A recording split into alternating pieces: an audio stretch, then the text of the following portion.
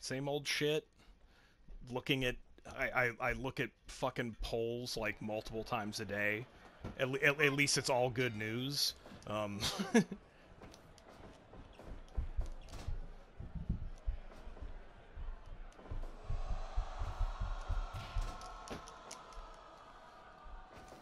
yeah, yeah. Oh, the New Yorker and the New York Post one that like. Oh, right.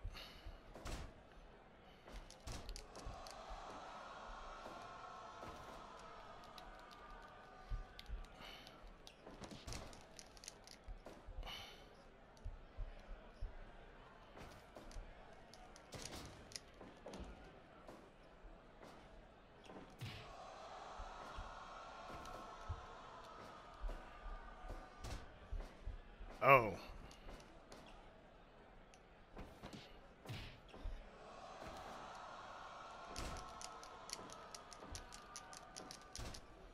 Hmm.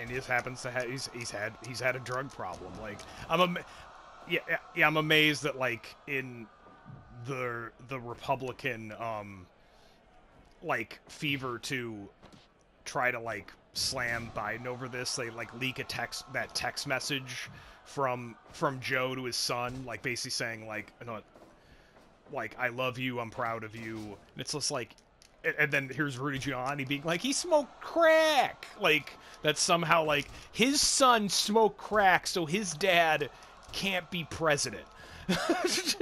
Like it's just like they're trying to it's just so fucking stupid, and it's not working at all. Like these guys are fucked. Like they and that just warms my fucking heart. And like I know everyone like you know has anxiety because they don't want no one wants to be overconfident. Um at the same time like I think people are well you have to say like okay there's still like a path, it's just an unlikely one for Trump to win. We can like we can trust the data that we've gotten and be like he's up way more than Hillary ever was. His support is greater. Trump's support is suffering. He has like next to no chance of turning a blue state red, whereas Biden has him on the defense in you know in Iowa and Georgia and Texas. So like oh no, Arizona's like in lean Democratic territory, not even like toss up, and that's just considering its history with like McCain and all the way back to Barry Goldwater. That's just nuts.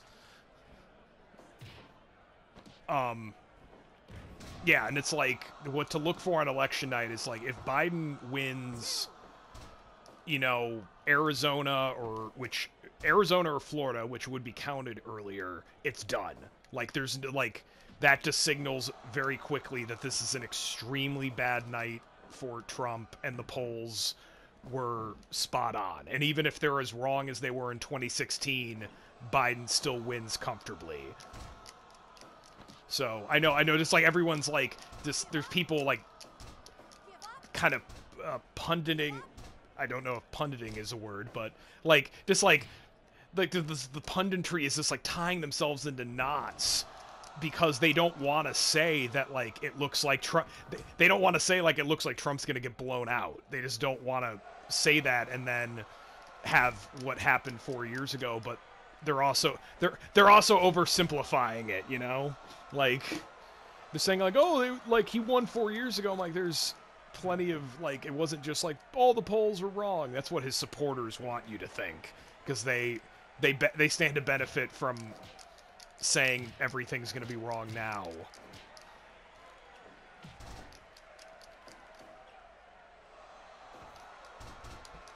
Yeah.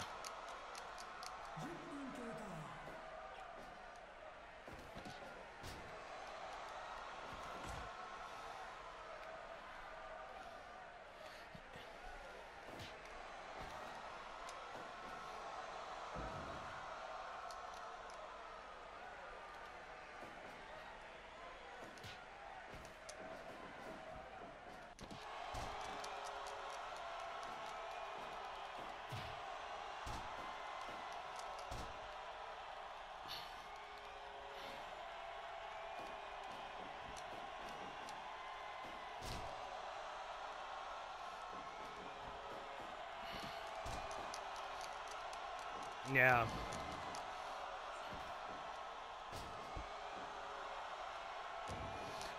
Well, yeah, yeah. No, it's no. It's you're right to be concerned about that. I think too.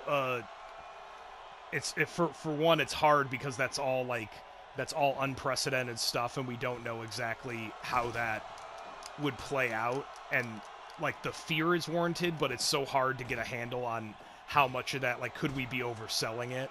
You know, because for one, like, you know, I think people have oversold the idea of like, oh, what if he just like he tries to get like millions of votes thrown out before and then to stay in office, and in order for that to happen you'd have to have this vast conspiracy of hundreds of local election officials trying to turn the election to him, and that's just not going to happen. um, the kind of the strength of the election system is how decentralized and like uncontrollable it is by one man. um, but and then especially if he's going to get blown out, no, people are going to then start thinking in a political calculus like, okay, it's better to just abandon him now. Like there's nothing to be gained. Whether that now that when it gets down to like his core supporters and just fucking weirdos who have believed his horse shit, and then again they could all be as incompetent as those, you know, jamokes up in Michigan that like were that like had no fucking plan, and it's still terrifying that they were even trying, but they were so inept that it's almost a little hard to be that scared of them when they're that stupid.